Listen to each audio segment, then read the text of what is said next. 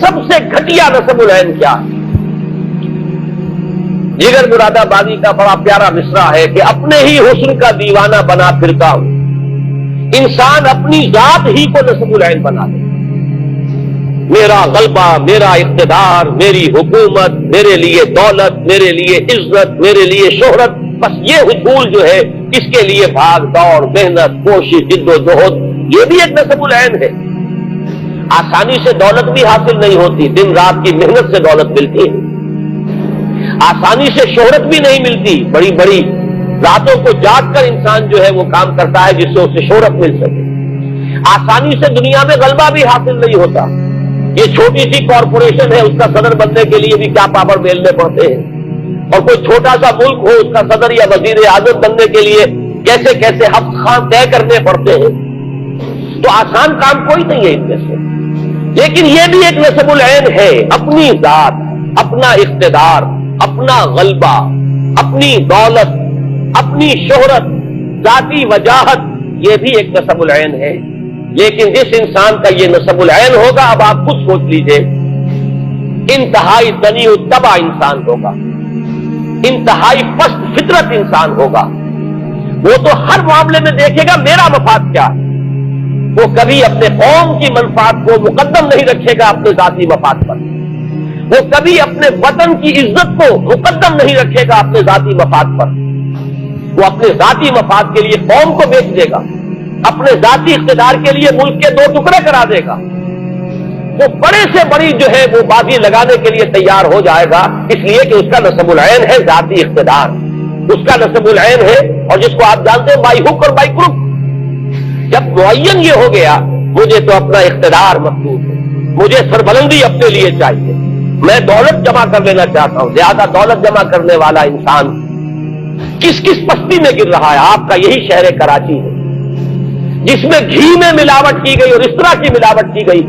کہ کتنے ہی لوگ تھے جو جن پر فالج ہوا تھا ایک زمانے میں، آپ کو یاد ہوگا، اس لیے کہ گھی کے اندر ایسی چیز ملا دی گئی تھی اپنے چند ٹکوں کے حصول کے لیے، انسانوں کی صحت سے کھیلنے والا۔ آج آپ کے ہاں وہ لوگ موجود ہیں جو ادویات کے اندر ملاوٹ کر رہے ہیں۔ میں کہا کرتا ہوں کہ ہو سکتا ہے کوئی غریب عورت اپنے گھر کے برتن بیچ کر گئی ہو اور وہ 15 روپے کے کیپسول خرید کے لائی ہو، 15 روپے کا ایک کیپسول، اس لیے کہ شوہر جو ہے زندگی اور موت کی کشمکش میں اس نے گھر کے برتن بیچے ہو، لیکن اس کیپسول کے اندر بجائے اس دوا کے چوک بھرا ہوا ہو یا آٹا بھرا ہوا ہو۔ یہ آپ کے اس ملک میں ہو رہا ہے، تو معلوم ہوا، اچھی طرح سمجھ لیجئے، وقت کم ہے، ایک ایک چیز کو اچھی طرح سمجھ کر ذہن نشین کیجئے کہ اگر نسب العین اپنی ذات ہے تو وہ شخص اخلاقی اعتبار سے پست ترین سطح پر ہوگا، وہ قوم کو بیچے گا، غداری کرے گا، ملک سے کے خلاف جو ہے کوئی قدم اٹھانے گا، اسلحہ خرید رہا ہوگا کوئی بڑا اہم انسان، اور اس میں بڑا کمیشن لے کر گھٹیا مال لے آئے گا، اور ہو سکتا ہے کسی محاذ پر کسی وقت ایسی صورت ہو کہ بالکل فیصلہ کل مرحلہ آ گیا ہو کہ ادھر یا ادھر، اور ایسا ہوتا ہے، کوئی ایک محاذ کے اوپر فیصلہ پوری قوم کی قسمت جو ہے اس کا فیصلہ بن سکتا ہے، اور ہو سکتا ہے اس وقت جب کریٹ کھولے جائیں تو معلوم ہو اس میں جو اسلحہ نکل رہا ہے وہ معیاری نہیں ہے، تو آپ سمجھیے کہ پوری قوم کی قسمت سے وہ شخص کھیل رہا ہے جس نے اپنے بینک بیلنس کے اندر ملک سے باہر چند کروڑ روپے جمع کرنے کے لیے اس نے گویا کہ پوری کی پوری قوم کے مستقبل کو داؤ پر لگا دیا۔ یہ سب منطقی نتیجے ہیں کہ اگر نسب العین ہی اپنی ذات ہے۔ اب مجھے یاد آ رہا ہے سورہ قصص کے آخر میں فرمایا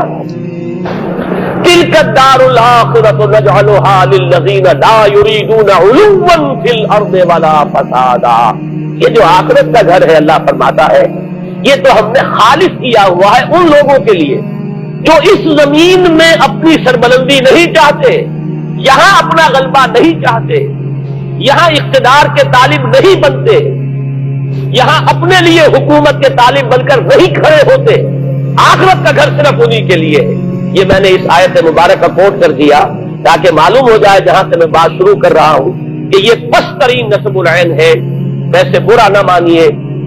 شعوری یا غیر شعوری طور پر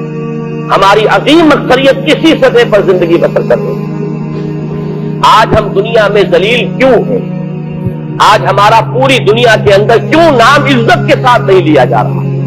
کیوں ہم کسی بین الاقوامی کسی فورم میں کیوں عزت کے ساتھ کھڑے نہیں ہو سکتے؟ معلوم ہوا یہ وجہ یہی ہے کہ ہماری قوم میں غدار ہیں، آپ ہی کے قوم کے لوگ ہیں جو بکتے ہیں۔ اگر چاہے کہا جا رہا ہو کہ ہندوستان کی راہ کے ایجنٹ ہیں یا فلاں جو ہے افغانستان کے کھاد کے ایجنٹ ہیں، یہ نقاب پوش آتے ہیں اور گولیاں برسا کر چلے جاتے ہیں اور پھر بھائی بھائی کے غریبان کو پکڑ لیتا ہے، لیکن یہ کون ہے؟ کہیں اور سے امپورٹ نہیں ہوئے ہیں، یہ چین یا روس سے نہیں آئے، آپ کے اسی ملک کے رہنے والے، آپ کے قوم کے افراد، بکنے والے لوگ اس معاشرے کے اندر موجود ہیں۔ وجہ کیا ہے؟ اصل شے ہے میرا مفاد، مجھے اتنے لاکھ روپے مل رہے ہیں، میرے لیے یہ منفعت ہے، مجھے یہ فائدہ نظر آ رہا ہے۔ یہی وجہ ہے کہ قومی اور ملکی سطح پر ہم اس وقت ذلیل و خوار ہیں۔ اس کی وجہ یہی ہے کہ ہم میں سے اکثر پاکستانی مسلمانوں کی اکثریت اگر غریبان میں جھانکے تو محسوس یہ ہوگا کہ ہمارے سامنے کوئی نسب العین نہیں، کوئی اعلیٰ آدرش نہیں، کوئی اونچا نسب العین نہیں، ہم تو بس یا تو غیر شعوری طور پر حیوانی سطح پر صرف کھانا پینا، بال بچے پیدا کرنا اور پال لینا، کوئی گھروندہ بنا لینا، اللہ اللہ خیر صلی اللہ، اس سے آگے ہم میں سے کسی کے آگے کوئی مقصد زندگی ہے ہی نہیں، یا تو ہم غیر شعوری طور پر اس سطح پر حیوانی سطح پر زندگی بسر کر رہے ہیں۔